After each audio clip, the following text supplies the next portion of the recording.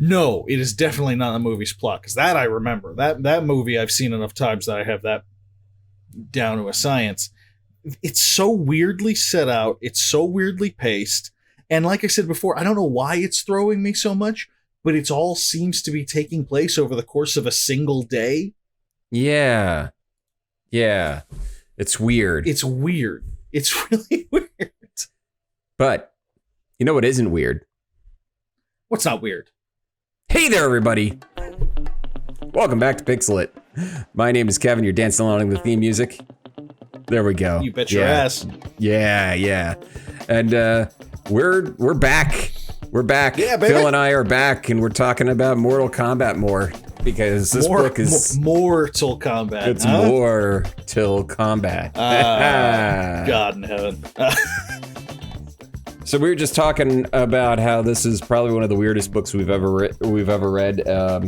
Yeah, not the best book we've ever read so far. Not the worst. Not the worst. But absolutely the weirdest. You know why it's not the worst is because it is coherent. Yes. And it's cohesive. Right. Yes. But I am going to posit that its plot is as dumb as Dead Space's. Yes. Yes. It is more.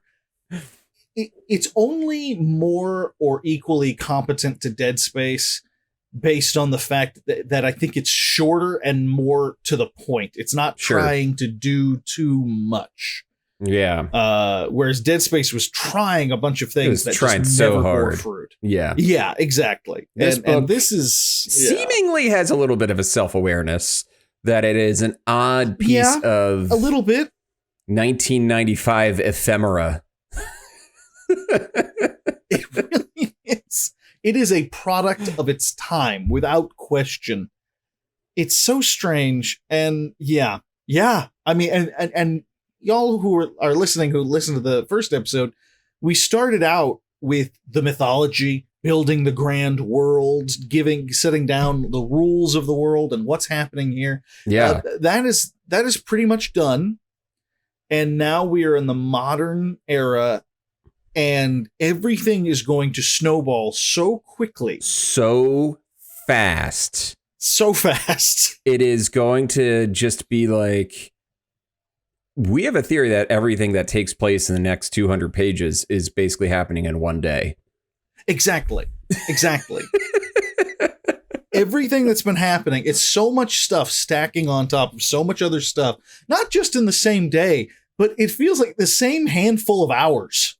Yeah. Like this is a quick kind of thing. There's so much happening that I'm surprised that at least one of the characters hasn't said, "Wait, what the fuck is going on?" None of them have said that. At some point. And there are some points at which this question should be asked. So we should be. Yeah. We start into part 2 with chapter 12, and our first point of view character is, you know him, you love him. It's the red-eyed mercenary Kano. Absolutely, love Kano. He's got that robot eye. The robot eye. The dreaded Black Dragon Gang. And he is probably my favorite person in this book. He tends to be my favorite in whatever media they put him in. Just because he is leaning... this character is written so 1995 bad guy.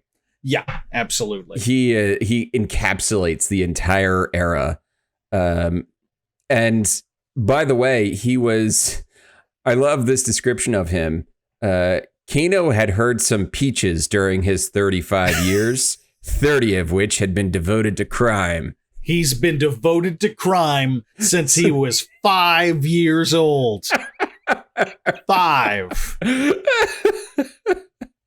Look, I'm not saying that a 5-year-old couldn't steal a few things, couldn't get into some trouble here and there, but to hear a 5-year-old say the words, "My life is devoted to crime." Well, Kevin, that's one badass kid. What the fuck? I would run from that 5-year-old. I would, yeah. That 5-year-old would never see my fat ass ever again. So period. we're basically just getting the rundown of who Kano is, what he's doing. He's out in he's somewhere in China. He's been hired. He's a mercenary for hire, bully for hire, and he's looking for a place. He was given a map by a giant man, an 8-foot tall man who looked like a iguana. He says, love that description, by the way. It's a great description. And we also hear some background stories as to things he's done in the past. Like he killed an actor once, and which I thought was going to be a Johnny Cage reference, by the way. Yeah, it wasn't. It was my favorite part of that is the final sentence is he drops the actor off of a cliff onto a house. The impact of the actor falling on the house causes the house to fall down the slope that it's built on. And Kano says that the headlines the next day read, "Actor brings down house, star dies, hairpiece survives." Okay. I'm so glad you brought that up, because I feel like that's in the first 2 pages of the new section. Yeah. And I feel like that just by itself tells us more. It does more world building than all the mythology we got in the last part, because it really does. If that's literally what the front line news say, like the front page news says, actor brings down the house and star dies, hairpiece survives. That is a Running Man style world you live in, my friend. Like an insane, cruel, really tawdry and nasty world. Like just that in and of itself tells you so much about this alternate reality that they live in.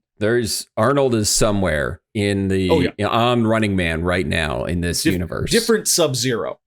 It's a different Sub-Zero. Yeah. Actually, that Sub-Zero named himself after the famous ninja, but we'll get to that. Yeah. So of course.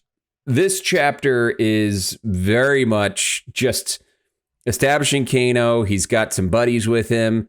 Don't get too attached to them. They don't really matter that much. They're just some thugs that they're given some color, like background, like one of them's short with a graying ponytail and he doesn't have much hair, stuff like that.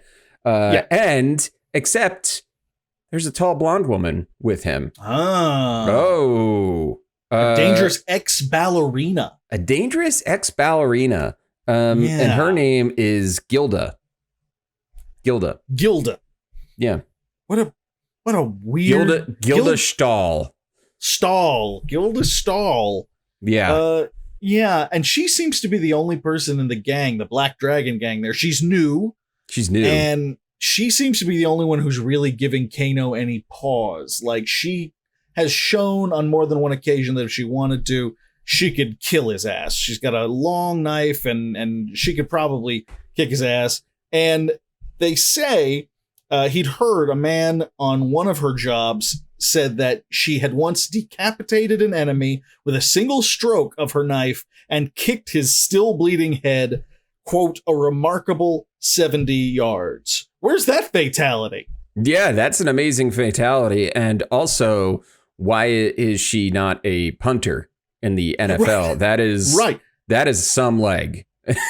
70 yards. Let me tell you, a head is a lot less aerodynamic than a football. If you can kick a fucking field goal like on the second down and you're not even, halfway down the field, then yeah, you're going to make a lot of money. Yeah. I think probably more money than you would as part of the Black Dragon gang. I'm just guessing here. Just assuming. But one of my favorite... And that was our yearly reference to sports, ladies and gentlemen. Sports. Sporting ball. Yeah. So there was a line in here from Gilda. Her name's Gilda. It's not anything else. No, it's Gilda Stahl. It's not Sonia or anything. No, who brought up Sonia? Anyway, there's a line in here that I was totally confused by. So Gilda has her knife on his throat and she says to Kano, "Do it on your own time when we're not working. Remember, Kano, ladies don't like guys who aren't gentlemen and professionals." And I had to read that sentence 5 times. Because is she saying it's so weird? Ladies don't like gentlemen or professionals? Ladies don't like gentlemen who aren't professionals. Right. I guess I took it to mean that they don't like men who aren't gentlemen and professionals, like that you be a gentleman, be a professional. It doesn't really matter. It is a top tier weird ass thing to say to someone you're holding a knife to. Top tier.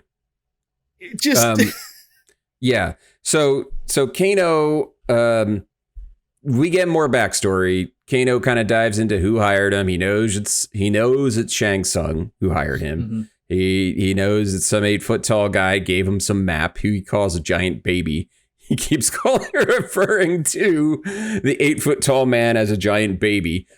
Giant baby. But he also references that he's been so hard up for money that if he had been invited by Martians to help them conquer Venus, he'd have gone as long as they paid him cash dollars. Yes. And that kind of sums up everything about Kano. Is his only motivation is that he's getting paid. He's getting paid. And Kevin, did you notice how much money he's getting paid? How much money is he getting paid, Phil? Well, they don't go into the specifics, but basically the idea is, oh no, they do. Sorry. The full amount is $3 million, but no one knows it but him. And he's basically going to give everyone a couple $100,000 here and there, and then take $2 million for himself, which is, whatever, standard bad guy stuff. Sure. Makes perfect sense. What confuses me is, now either Kano is a lot dumber than he seems, or the rate of inflation in 1995 wasn't near what it is now, but he refers to $2 million as something he can use to buy his own private island. So I don't know if you could, know if you could get like a 3,000 square foot house near San Francisco for that amount. So Island Schmeiland, probably not. My friend Kano. I don't know where he's buying that island. No, it's not clear. Maybe Marlon Brando gave him some bad information. So there's some they move on, and Kano thinks he sees a town, and that's the end of chapter 12.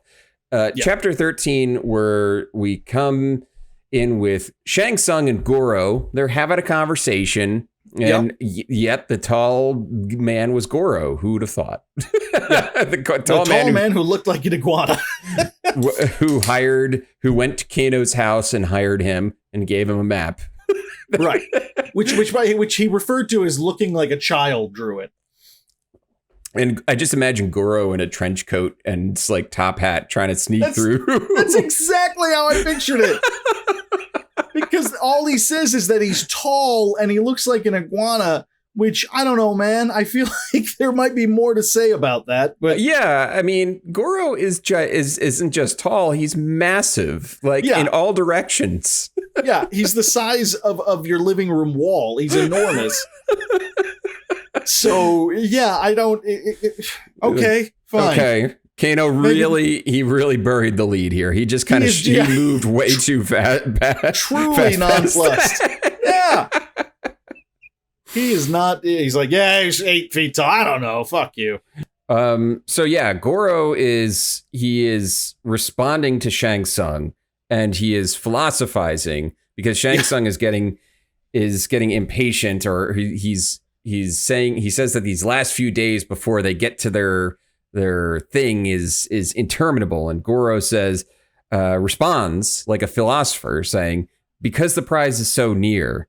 It's always the way in battle in the outworld. I've never lamented the foe who escaped me by days, only the ones who eluded me by minutes. In love, I always missed my females more when I was about to see them than when I left them. And, points to Goro, minus some points for calling them females. I try to avoid that one, if I'm being honest. There's something that really bums me out about even when you're using it correctly now, the term has kind of been roughly ruined. But yeah, you don't expect that from Goro, do you? You do not. The other thing that's hilarious about this chapter, and it wasn't hilarious until I actually looked back at it, was the fact that Kano was he hired Kano because the one that they wanted wasn't available, and the person they wanted was Sub-Zero. Right. So I'm just putting that out there. Sub-Zero is not available. Sub-Zero is not available. Nobody can find Sub-Zero. Goro cannot find Sub-Zero. No one can find Sub-Zero. So he had to hire Kano. Yeah. This will in no way come up later down the line. This will in no way become absolutely absurd and ridiculous. Right. In a few chapters. Right. There was another moment in this chapter that cracked me up, and it's just this little aside while they're having this drunk back porch talk about philosophy and war and what have you. Goro, by the way, he's eating. They're eating, and Goro is just consuming reptiles. He's got cages full of snakes and lizards, and he's just eating them one by one. And then in the middle of discussing something, he just kind of stops and says, "These imported snakes are good." And I gotta tell you, I think that was when I went, "Who the fuck is this book for?"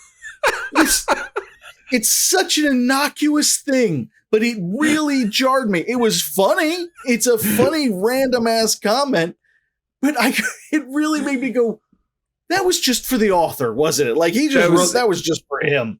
Just the imported beer it's right. Actually what he's commenting on. That's exactly it. You expect him to be like looking at the can and going, "These Belgians really know how to make this shit." Goro looks down at the can of Heineken. Right. I don't know. I think it's worth the extra $3. Not bad. It's such a random moment. We also do find out that now, instead of Mortal Kombat being held every year like it was in the first part, is now being held every generation. Which is a nebulous term. I mean, it is. There's not really a hard and fast on that. Yeah, some say a generation is 25 years, but sure. Once a generation. Well, I guess that's whenever Shang Tsung feels like it. Pretty much. Whenever he gets around to it, fuck it. Is that thing happening again? All right, fine. So in chapter 14, we jump over to a little boy named Chin Chin. Chin Chin. Which... are you getting any short round vibes from Chin Chin? I get a lot of short round vibes from Chin Chin. Good. It's not just me. By the way, the guy who played Short Round is apparently in that new movie. Oh, what's it called? The Everywhere and Everything. Yeah. I've been seeing more of him on social media. I guess that's what that has to do with it. Everything, Everywhere, All at Once. Yes. Yeah. Ke Huy Quan, who played when he was a kid. He played Short Round and Data in the Goonies. Is in this. So yeah, he played the roles that Getty Watanabe didn't want to. Basically, yes, basically, it was just the two of them in that. It was just the two of them. It was just the two of them and John Hughes casting. John Hughes and Steven Spielberg fighting over them. Pretty much it. But yeah, so we get the new Kung Lao, a fresh Kung Lao. This is the latest and greatest Kung Lao off the assembly line. Yeah, the newest model. Yeah, he's a priest at the Order of Light or whatever it's called. At the Good Guy Palace, whatever it is. And basically Chin Chin says, hey, there's some evil looking dudes coming up, and Chin Chin got a good he has a good vibe checker right now, because let me tell you, the guy with the glowing red robot eye, he is an evil looking dude. He is. And Kung Lao responds, Chin Chin says, evil looking strangers are coming up our hill, and Kung Lao says, it isn't our hill, my son. It belongs to whoever uses it. And looks can be misleading. Be like, no, Kung Lao, you just, like the kid is just trying to fucking communicate, man. Right. Just right. There's a dude with a robot eye coming up the hill. Right. We don't need to philosophize on every little. Just sometimes you can just look at him and go, oh, okay. Like sometimes it's all right just to go, why? Like it doesn't. Yeah. Sometimes to whoever's walking on it. Good God. Anyway, Kung Lao goes to visit with the villains. Yeah. With the totally obviously bad guys. The most bad guys who ever bad guyed. The most bad guys of all time. The baddest. Basically, the it's Kano, a tall blonde woman, Gilda. Vonya Slade, I believe her name is. And then basically a full round out of like the guys from Die Hard, the terrorists, the guys who John McClane kills in Die Hard. Yeah. Those are the guys that are backing up Kano. Yeah. Have you ever gone to see Kiss and you got a glimpse of the roadies? That's who these guys are. That's who we're dealing with. Yeah. Yeah. Clearly villains. Yeah. Yeah, exactly. That's right. Kiss roadies. Kiss roadies are the real villains. Are the real villains. Real evil. Fight the real power, which is the Kiss Roadie Alliance. Not Kiss. Kiss is fine. Kiss is fine. Their roadies. And there's actually a magical spell in true Kiss fashion. There's a magical spell that the roadies have placed on them. And I actually don't know a lot about Kiss. So I'm not really familiar either. And I feel like I'm not missing out on a lot. I'm going to be completely honest with you. Yeah. I never got the impression, even from the crazy stage show and the makeup, that I was like, I think I need more Kiss in my life. That is a thought that has never crossed my mind. I can promise you that. I'm sure they're great. I don't give a shit. I'm sure they're great. I think. I don't know. Don't. Yeah. Or not. I don't know. Yeah. All opinions are valid because we have none. So they get to talking, and Kano basically says they're looking for a village, and Kung Lao is just a magical answering machine. Like anything that he asks about, Kung Lao has the answer. This is the village. Yeah, they're looking for a village, and would you know it, they're at the village. But it's not enough to just say, that's the village we're at. They're looking on the map, and he says, we're looking for a place called Chujung. And Kung Lao tells them that that's the name of the village when it was founded in the year 300. That's just shit that he knows. He knows it. And he gives them a full rundown of like, oh yeah, 400 years ago, it was called this. 700 years ago, it was called this. Like, and Kano's about as interested as the reader. So, which is to say, not at all. Not at all. It is ridiculous. So they're in the right place. They're in the right place, and Kano is like, you know what, you guys look cold. Let's get you in for some soup. Yeah. They do emphasize the cold a lot, and I, on more than one occasion, they'll point out that Kung Lao is just wearing like a simple robe, and even Kano points out how cold he is, how cold he looks, and I just want to go, is this the impressive thing we're doing? Like he's a magical mystic priest, warrior, ninja god, because it's 55 degrees out and he's wearing short sleeves. But before they go inside, Kano shows them the map and is like, where we need to find this mountain. And the little Chin shepherd boy, Chin the shepherd boy, says, the shepherd boy. Literally his name. That is his name in the book. He says, oh, that's Mount Ikafube, right? That's what the name of the mount is. And basically Kung Lao's like, he gives him a look, and the boy's like, oh no, I'm sick. And it turns into this whole thing. Anyway, Kano pulls out a gun and he just starts blasting. No, he does pull out a gun though, and he holds it to the boy's head. And he says this. Kung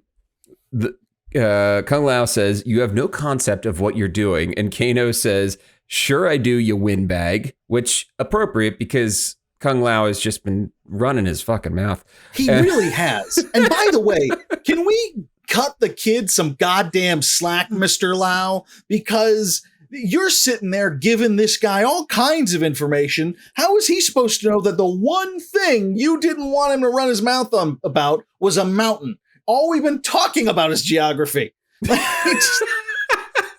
And the kid goes, "Yeah, that's the mountain." And Kung Lao goes, "You little shit. You shouldn't have told him about the mountain. You told him about everything else. You basically gave him your blood type. Why does that fucking matter?"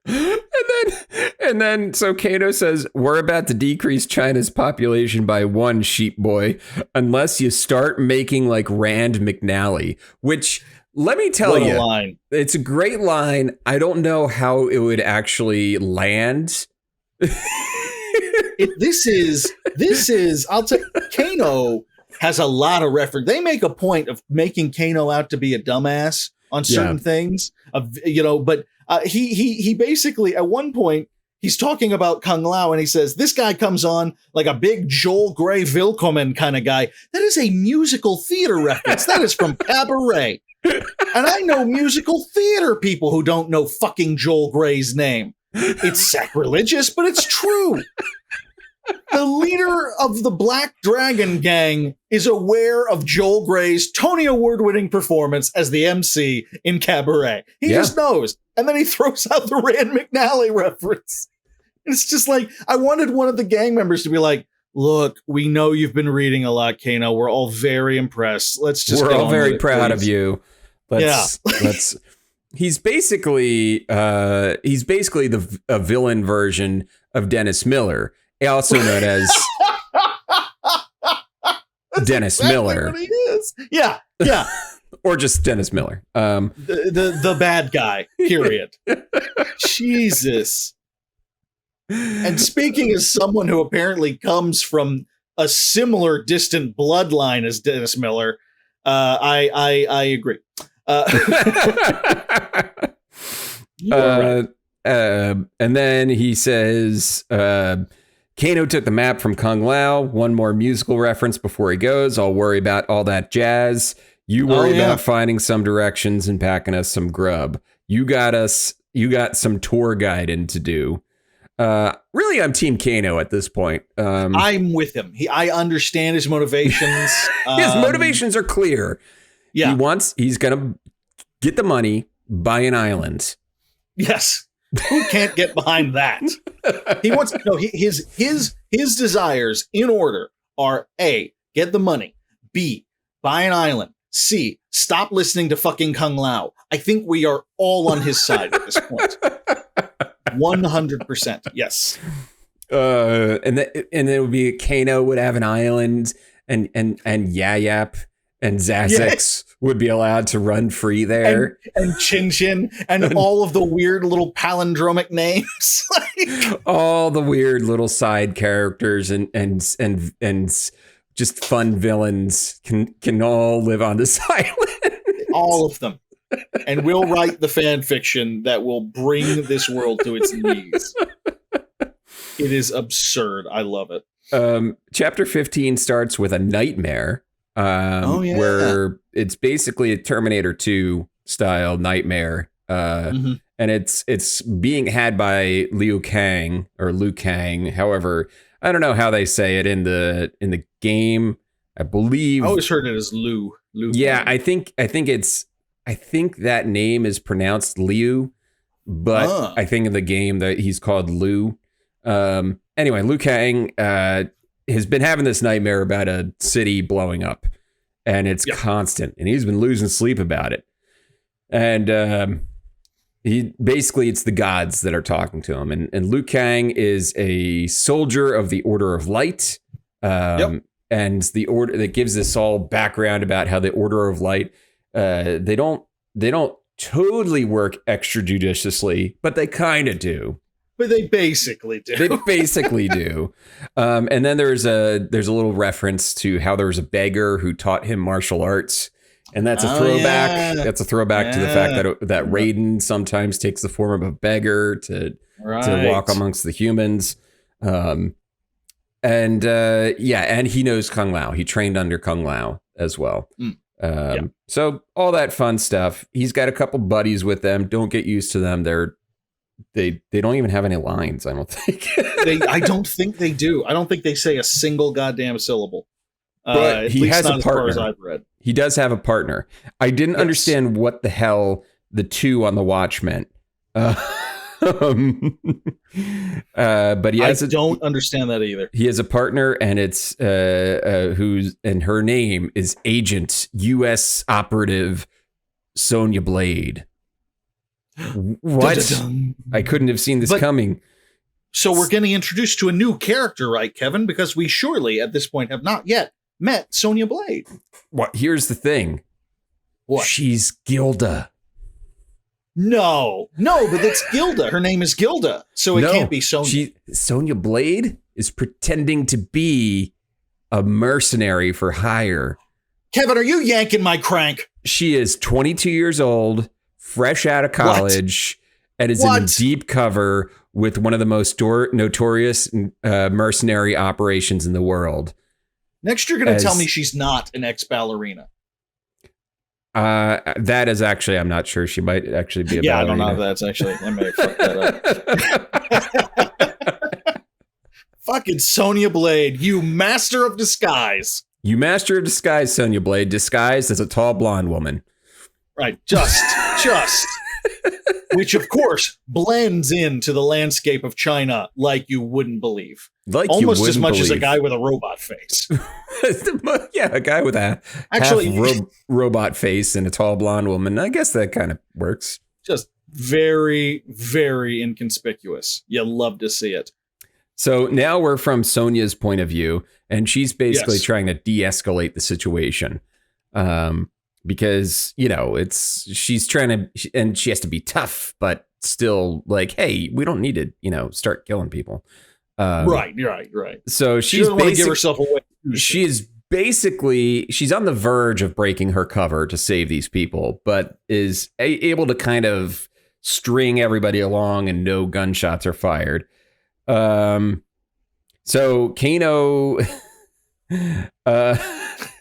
I had to highlight this Kano line. If this operation goes smooth, Kano had said to the priest, everyone lives. If not, then the Flockmeister buys it toot sweet and some other villager gets to wear the leash. We got a radio here so I can stay in touch with whoever I leave behind. Capiche? Capiche. Yeah. They spell both capiche and toot sweet phonetically. I was like, is it written that way? Is it written capiche as in like, is he saying capiche wrong? Or is that... I was thinking that too, because toot sweet, that's just how you say it. But it's, I don't know if that's for Kano, like as a reflection of like, well, Kano probably wouldn't spell these words correctly. Or if it's for the audience. But he would have heard them said correctly. Right. Yeah, absolutely. It is a weird couple of sentences.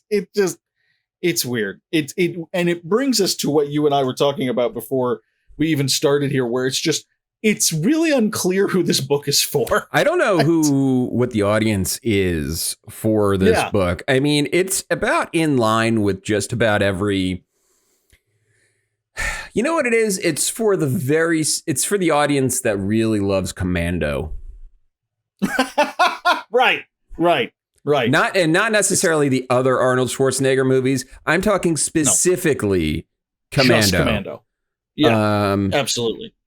Yeah, I think that's the audience. It's not even necessarily for fans of Mortal Kombat. No, I don't think it is either. Because you have to admit they're in a weird position with trying to adapt Mortal Kombat, because it's 1995. The movie's out. The games are hugely popular among kids, but they're not allowed to admit that they're hugely popular among kids because they're getting skinned alive in the news right then because of the violence and that sort of thing. No one had ever seen anything like it.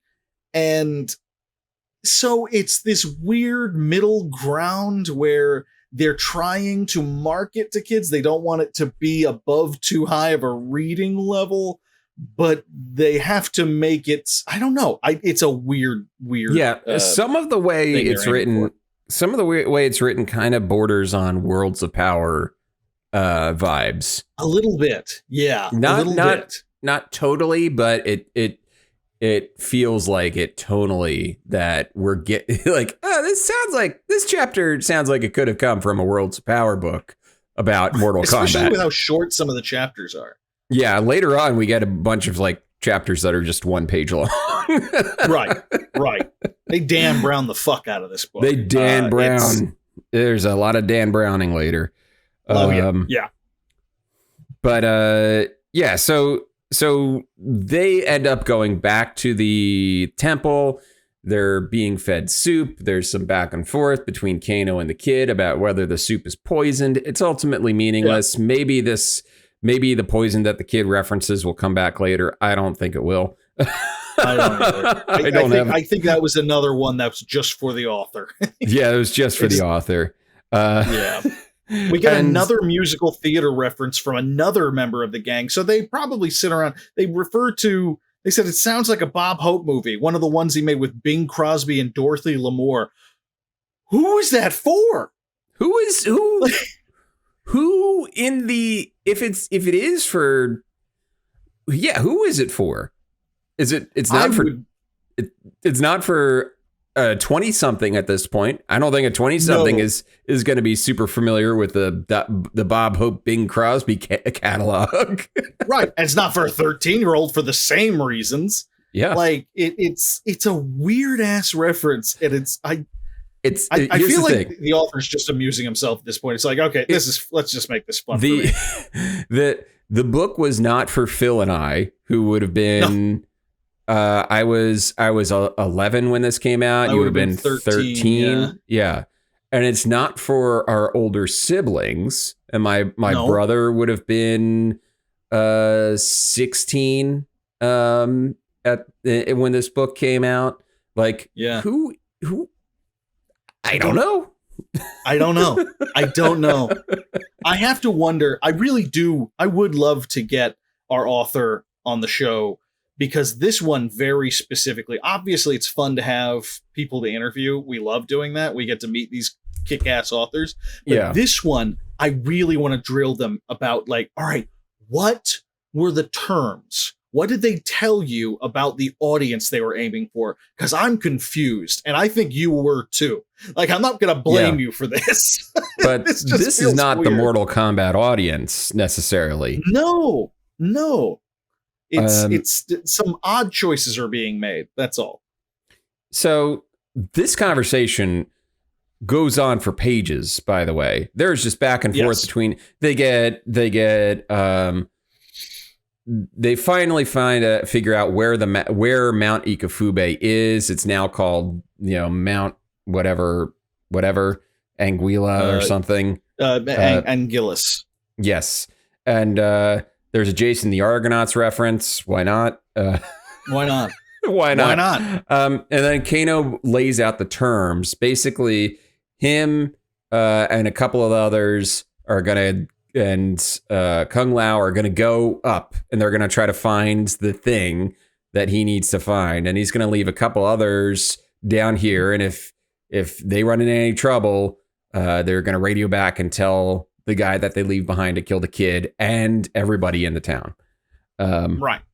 So that's basically the stakes. Kano sets the stakes for our heroes. Like, I will kill everybody if you fuck around with me, which I appreciate a clear statement of stakes. Yes.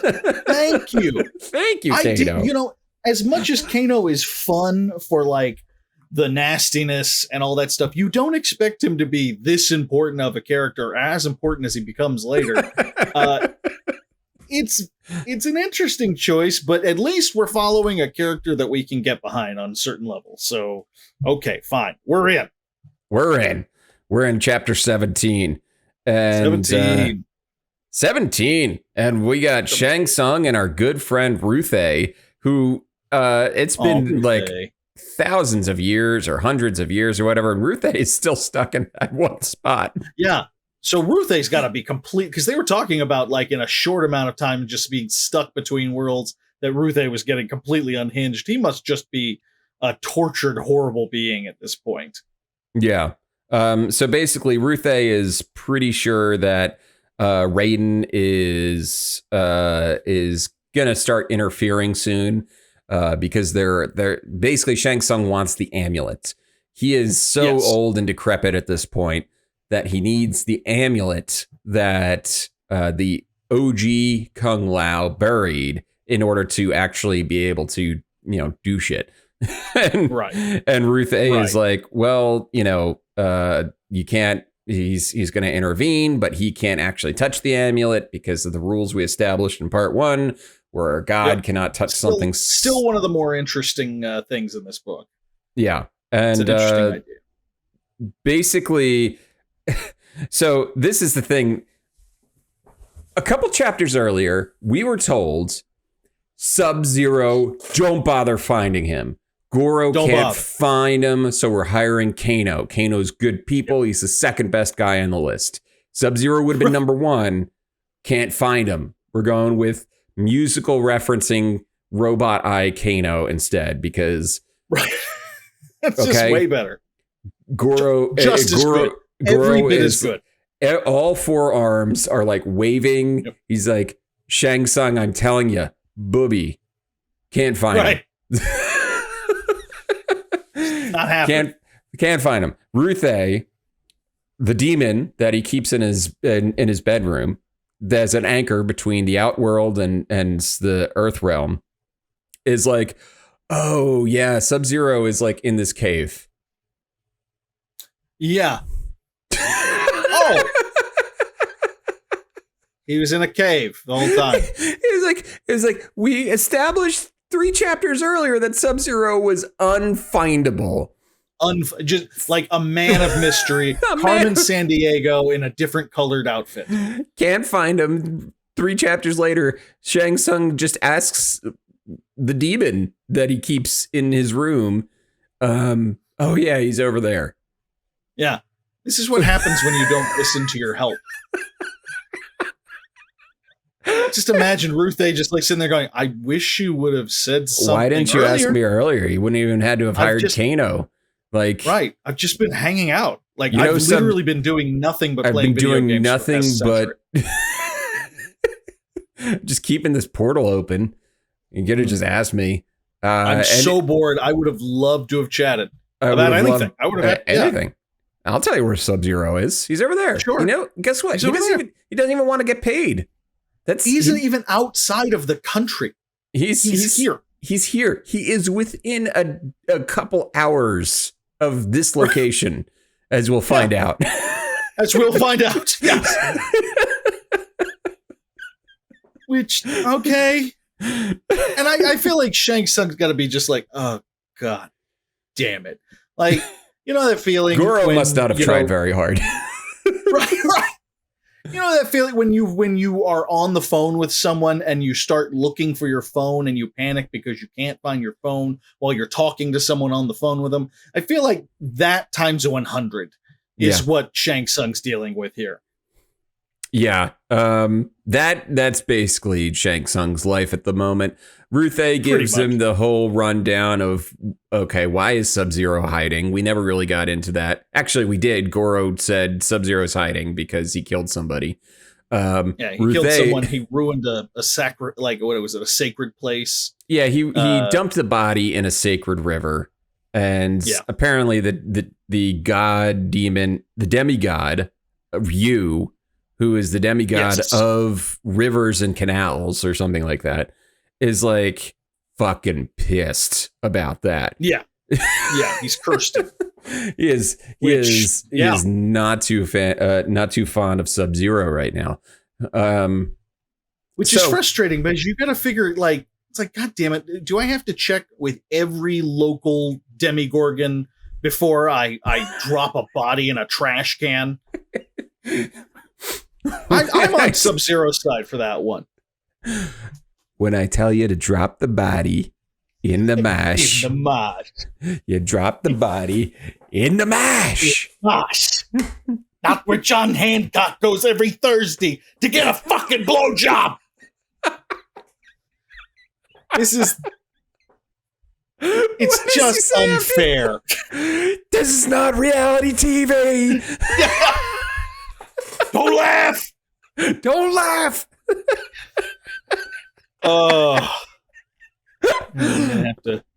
We'll have to eventually. We're going to do a supercut of the Departed references. We just have to. We're going to have to, one day when we open a Patreon and we want some sort of reward, we're just going to have to talk our way through all of Departed, and that'll be it'll be a riff tracks of Departed, basically. Exactly. It'll just be us quoting the movie back at the movie. We'll go the same way if we do Predator, which I think we should. We should. Yes. We should. So, all right. So, cranberry find juice. Out that what are you on? What are you on your period? Anyway. Anyhow, Shang Tsung finds out that not only is Sub-Zero nearby, but he's also a bargain because he happens to be cursed. And all he wants in return are robes, scrolls rather. And so Shang Tsung writes a little note on a piece of paper, gives it to his bird Hamachi, and Hamachi, a little white dove. Or they call it a white pigeon, don't they? Yeah, something like that. And then he sends it off, and he's like, "Yeah, Hamachi will take care of that." And he promises the bird. He says, "Come back safely and soon, and I will offer up a human sacrifice to you." That's like the most satanic pigeon I've ever heard from, and I lived in Manhattan. That's ridiculous. But he offered a whole human sacrifice to this pigeon. Shang Tsung though is a bird guy. He's a bird dude. Yeah. He loves his birds. And that seems to be, I don't know if we're ever going to capitalize on the fact that he is a avid bird lover. That just seems to be a fun character. He's a birder. He's a bird. He's avid for the aviary. Yeah. Anyway, chapter 18. 18. Hey, moving on. We get basically this whole chapter is told. Most of the chapter is told without revealing who the person is in the cave, even though we know that it's Sub-Zero. Right. It's so weird. Like, why are you? Who are they? Why is he trying to butter up here? Why is this being withheld from us? We know Sub-Zero is in a cave, and that the bird is coming to him. We know that his payment is scrolls, magic scrolls. We know because he's just looking for knowledge. So many yeah, like we've got all that information, and they still go, "Who's it gonna be? You don't know. You don't know for sure." So he killed a dude named Yong Park, who he calls a traitor. Basically, Yong Park was a former ninja named Scorpion who left the ninja-ing ways to just become a Tollbooth collector. Yeah. You do what you do. Where's that prequel game? Like a Papers, Please style video game? Yes. Scorpion's Tollbooth? That actually sounds like a really warped kids show. Scorpion's Tollbooth. Get over here. Get over here to Scorpion's Tollbooth.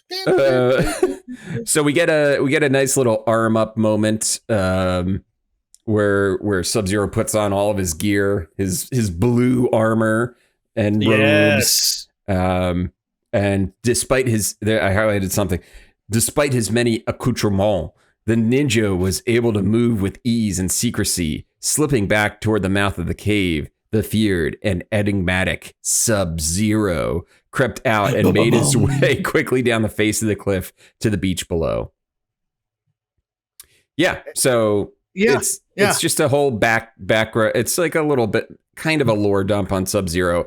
It feels more like kind of a double beat, actually, because we heard a lot of this already from other people, and now we're hearing it from Sub-Zero's point of view. But we really did not need to Rashomon this bit of information over and over again. No, I don't think we did. I don't think we did, but guess what? It's not the last time we're going to hear it. No. No, it's not. Because and it's also weird because the first part was a third of the book. It was not a very long section.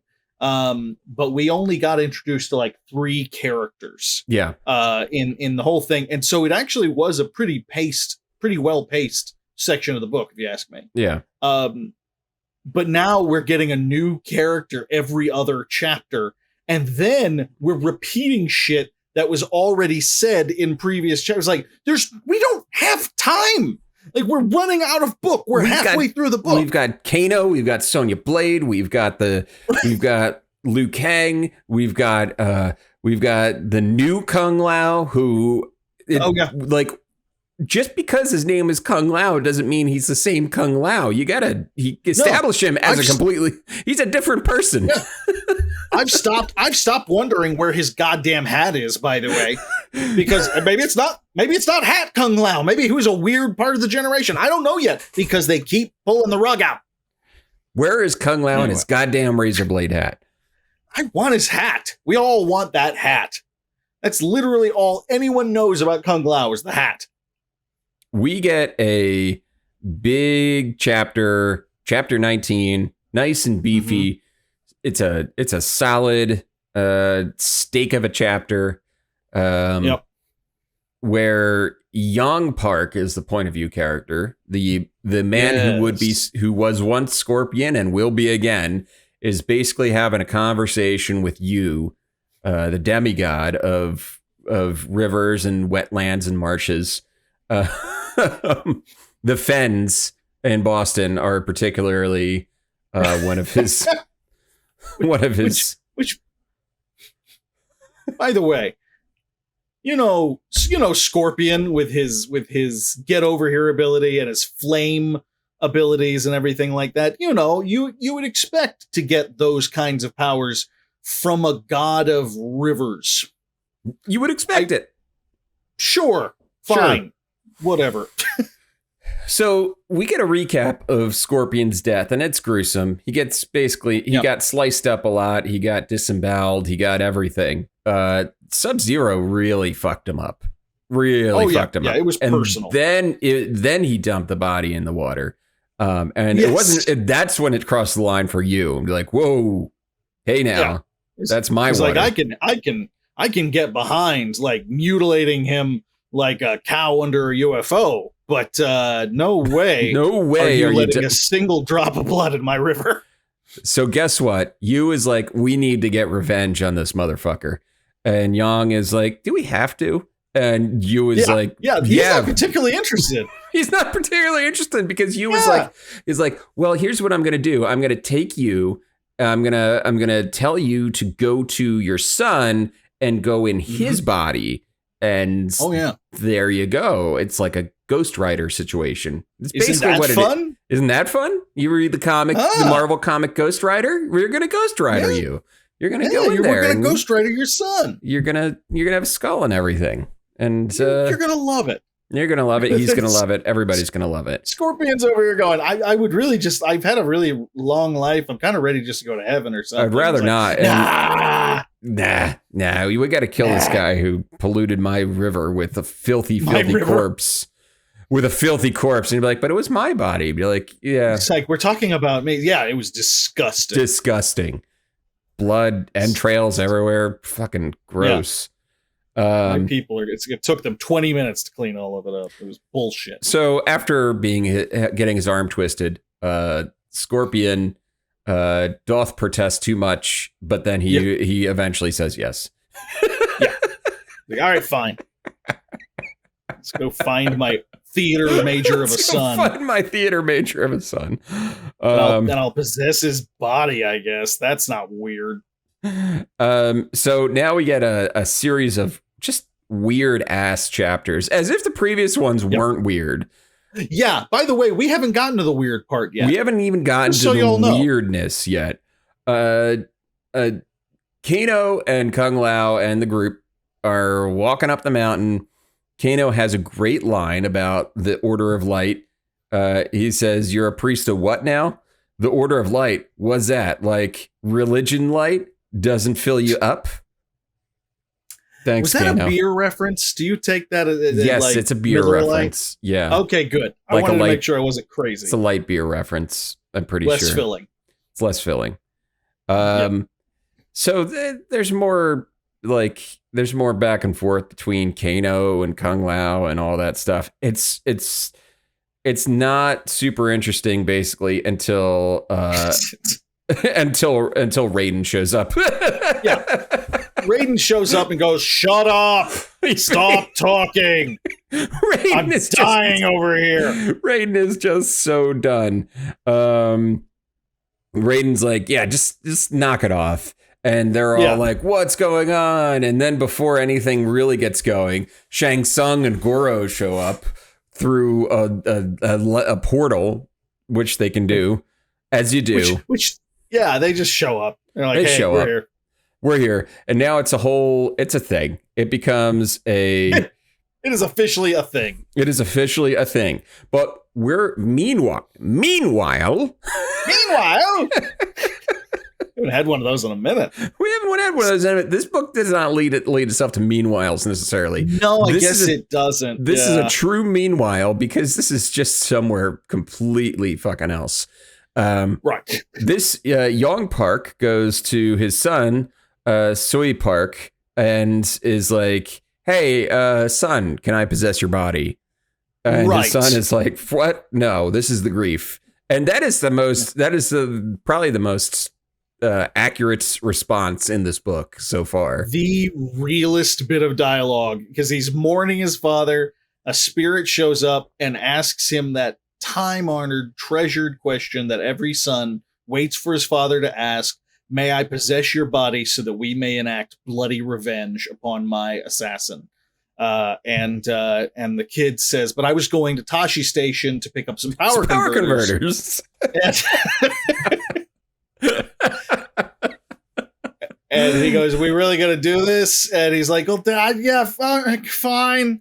And he talks him. It doesn't take long. He talks him into it. And his son is totally gung ho by the end of this little chat. He's like, at the end of this, he goes from and to that's where he starts. And by the end, "I am ready, Father, ready to let those who wronged you feel my wrath, the wrath of Scorpion." Scorpion. Okay. Get over here. And then well-known river monster, scorpions. He leaves a note telling his mommy not to worry.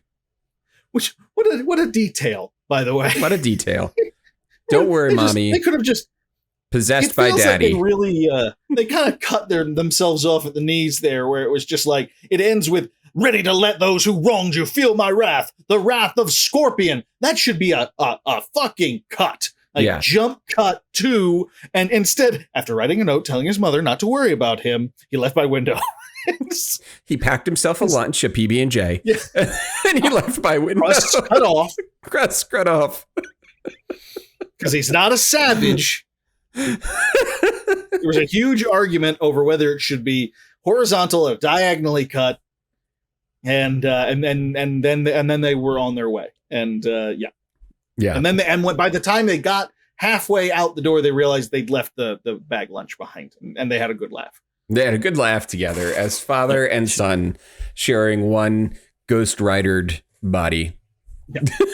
Chapter 22. Chapter 22. Blood! Like, what the fuck? Raiden and Goro have a little tete, and then they start beating the shit out of each other.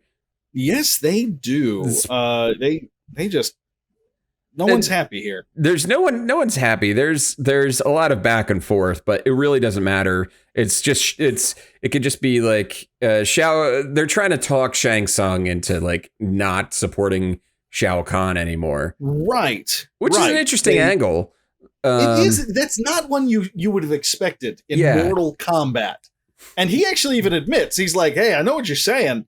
You're thinking, trust me, that I'm just going to be a grunt. I know. I've already thought of that. I've already thought of that. I'm cool. I know what's going on.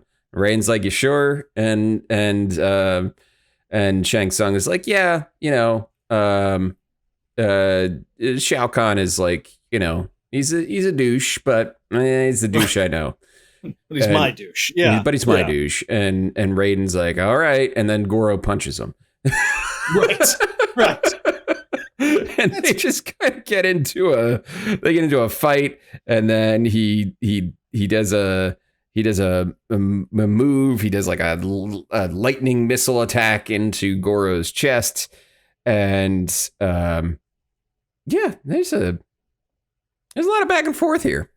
There's a lot of talking, a little bit of fighting, and apparently Raiden's electricity power basically helps Shang Tsung complete a spell that he has been working on. He's basically hoisting himself by his own petard, and we are left at the end of the chapter wondering what sort of strange, horrible thing that Shang Tsung was planning. And it actually is a cliffhanger for once. It is a cliffhanger. Instead of saying what it is 14 times. Chapter 23.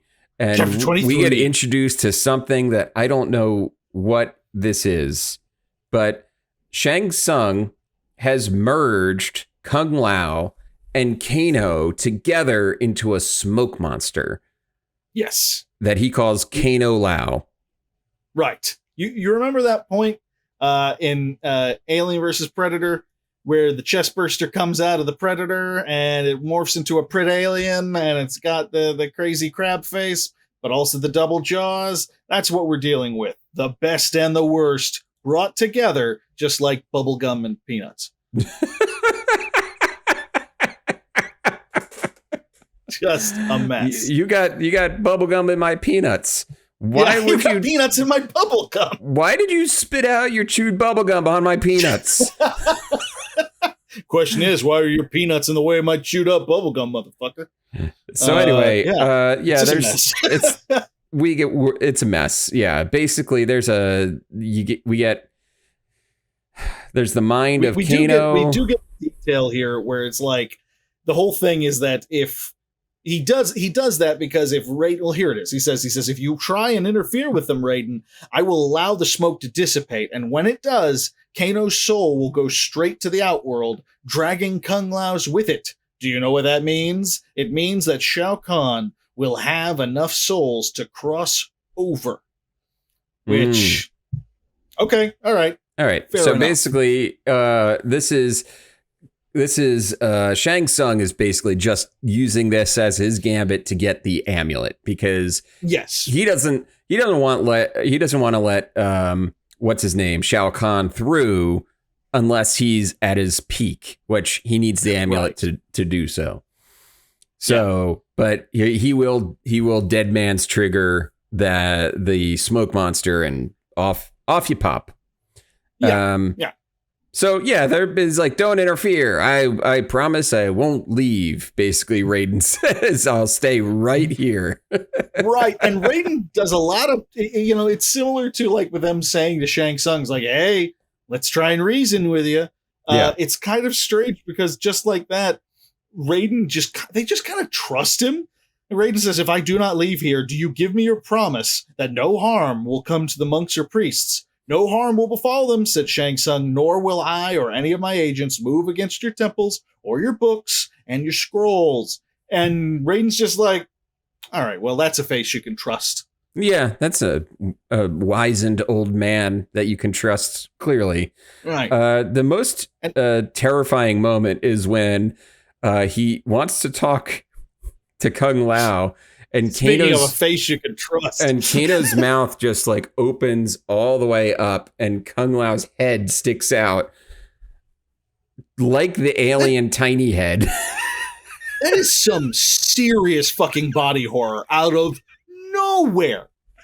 Out of nowhere. Out of nowhere. Any other book, TV show, movie, if you've got like a mixing of the souls, you would have just had like them say, you know, Kano spoke, but it was with Kung Lao's voice. It was super spooky and weird. Ooh. They literally have Kano's jaw dislocate and Kung Lao's head pop out and go, what is it, boss? It's fucking insane. Why? Why? It is. And then Sonya Blade basically chooses this opportunity to try to kill somebody. And Shang Tsung picks up on it and is like, well, okay, well, somebody needs to be taught a lesson. Go kill the kid. Like, call back, go kill the kid in the temple. And meanwhile, we get Liu Kang is we get some backstory for Liu Kang and his brother. I don't care. Liu Kang remains the most boring character. So boring. Whether you're watching the movies or playing the games, or I never watched the cartoon show that they used to do. But Liu Kang was always he was always the main character for some reason, but he was always the most boring. Yeah. And I just don't care. I don't care. I don't care. He's talking about his brother in some game they played. Liu Kang basically is approaching the temple. I don't know where Liu Kang was coming from in the other chapter that he's suddenly there, but he is. Right. And he's in the village. He's in the village and he's approaching the temple and he's hearing the other end of the radio call to execute the kid. And he's like, oh, I'm gonna do something about this. And then the building blows up. Right. Right. I better do something, and then everything explodes. Okay. Fine. And on the other side of basically the call goes dead. Chapter 25, we're back, and the call is dead, and be like, huh, well, that's weird. Something weird happened. And basically, Raiden is standing there like, just twiddling his thumbs. I said I'd never leave. I didn't say I wouldn't send a lightning bolt down there. Right. You got me. And I a stinker? Yeah. He basically he does the Bugs Bunny defense there. Right. The classic Bugs Bunny defense. And then basically we get a 2-word set. We're in chapter 26 now. It's like the chapters are coming fast and furious at this point. It's a 2-paragraph chapter. It's basically the lightning bolt strike from the point of view of the kid in the room. And Chin Chin basically it just says Chin Chin gets out. Kevin, you're not going to believe this. I actually counted it. This is a 4-sentence chapter. The last paragraph just looks like a paragraph because it takes up 6 lines. But it's a single sentence. It is a single sentence. It is a single sentence. Okay, so yeah. It's got commas. It's got end dashes. It's got a lot going on to really string it together. It's got it all, baby. Chapter 27. So Chin Chin is live. Thank God, I was worried about Chin Chin. And Liu Kang is like, oh, what the fuck? And then he gets hit with a pole. And wouldn't you know it, Sub-Zero's here. Yeah. It's a very important pole because we got a few chapters ago, we got this whole gearing up scene that you mentioned before, and they go into great detail on all the cool shit that his uniform and his weapons can do. And as far as I can tell, we basically use none of that except for the pole. He's got a pole. He's got a stick. Him and Liu Kang, they go at it. Yes. But Sub-Zero is like Liu Kang isn't really a match for Sub-Zero because Sub-Zero is, even though Sub-Zero is just a man, he's a man with a shit ton of ice magic. Right.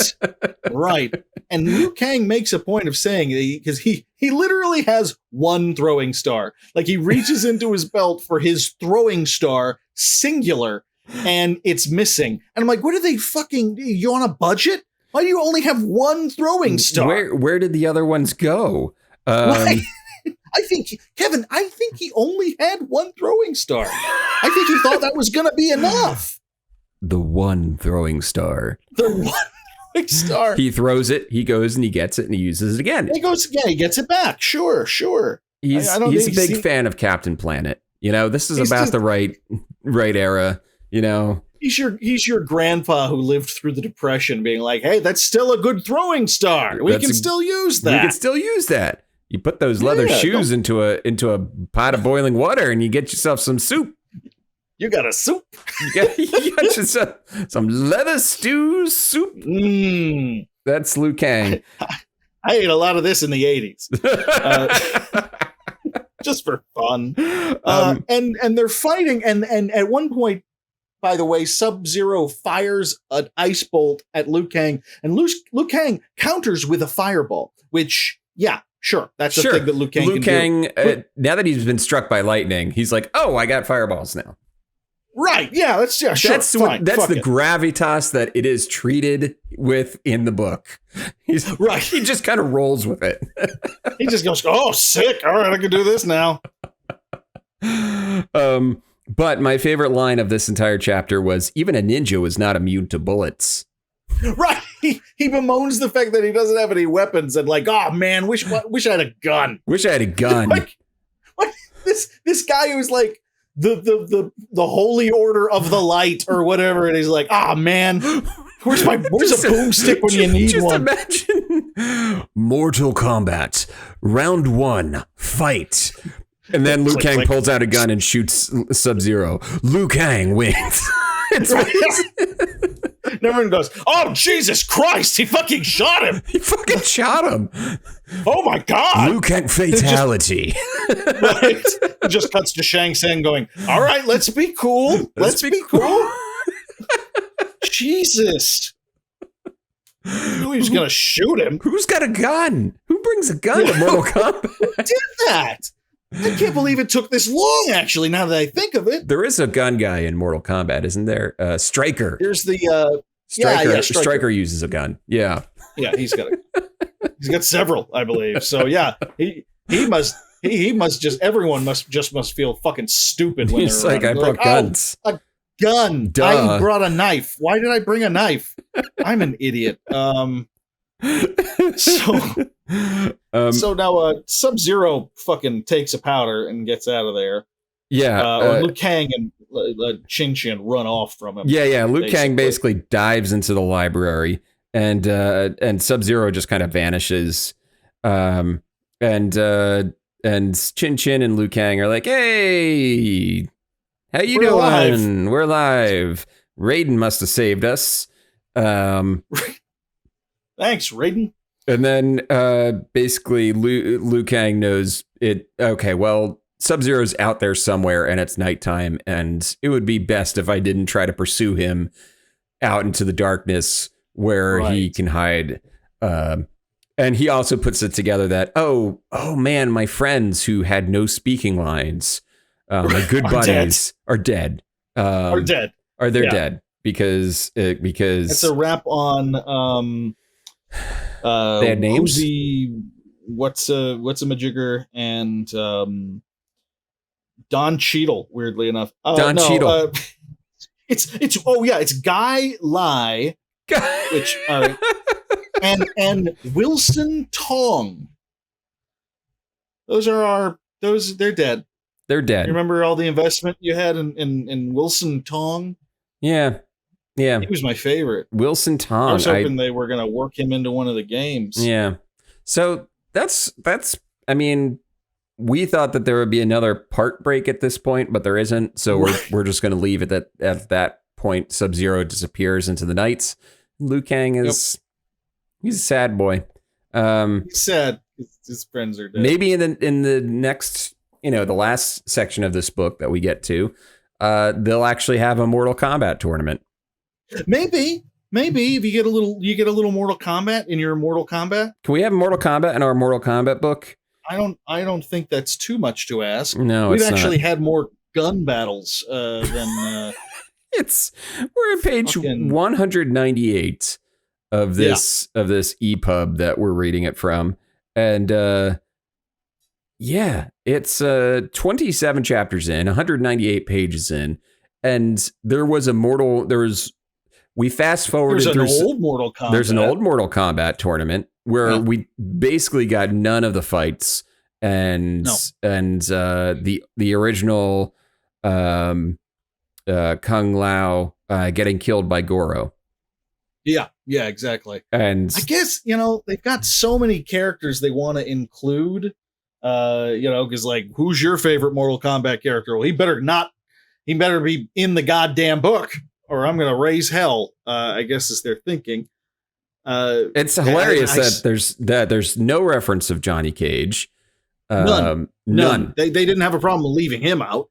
Yeah. Unless the TV star that Kano killed was Johnny Cage, in which case A+, 5 stars, A+, best video game novelization. If it was Johnny Cage, that would be good. That would be great. Especially with the idea that he's wearing a hairpiece. I'm loving every moment of it. Okay, so the original game, let's see. I'm looking up. There's 7 characters, right? So in the first game, there's Johnny Cage, Kano, Liu Kang, Raiden, Scorpion, Sonya Blade, Sub-Zero, Goro, Shang Tsung, and Reptile.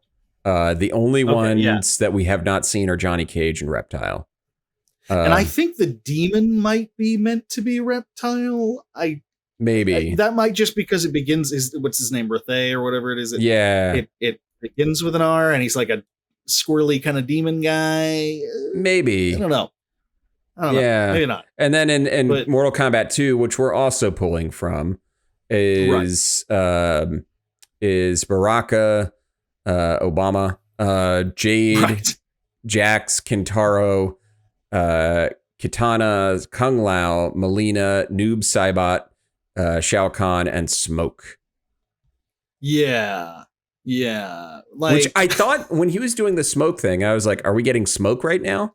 Like, I literally thought that it was like, is he summoning Smoke? We get 2 different chapters that the cliffhanger ending is that Shang Tsung is like producing smoke that's turning into a spell. And no, that's not happening. No. It's funny because if they're willing to cut out Johnny Cage, who was kind of an important part of the original game, why not cut a couple more people out and just make a more, a story that hangs together a little easier? Yeah. I don't know. Yeah, that would make more sense. Also, so 1995 is when Mortal Kombat 3 is released. Okay, so it's 3. So yeah, so like they're even. So it feels like if they wanted, you have even more characters that you could have pulled from, which include Jax. No, Jax was in 2. Cyrax, Cable, Nightwolf, Sector, Sindel, Shiva, and Stryker. Yeah. So that was my last. That was the last one that I. Oh yeah, and then you got Ermac, Chameleon, Motaro, Rain, basically all of the palette swaps of Scorpion and Sub-Zero. Exactly. Yeah. They went real slap happy with that palette swap. They went real hard on the palette swaps for Scorpion and Sub-Zero. It's a pretty kick-ass character model, but Jesus Christ, guys. Oh, God. It's like Smoke, Reptile, Cyrax. So many of them are just like slightly different looking versions of that same model. I think in recent years, they've distinguished them more. Yes. Especially people like Reptile and shit like that. They gave them their whole other thing. A little bit more stuff. So weird. So weird. So yeah, that's part 2 of Mortal Kombat. This is a weird ass book, and it is a weird book. As you said, I don't know who this is for. I don't know who this is for. I don't know how much young adults would have enjoyed it. I don't know how much kids would have gotten out of it. Because, here's the thing. I remember being a kid, and one of the things that I wasn't allowed to see certain movies, like a lot of kids were at that age. And even if it was a PG-13 movie, and I wasn't allowed to see Batman Returns, for example. I wanted to see it real bad, but I couldn't see it.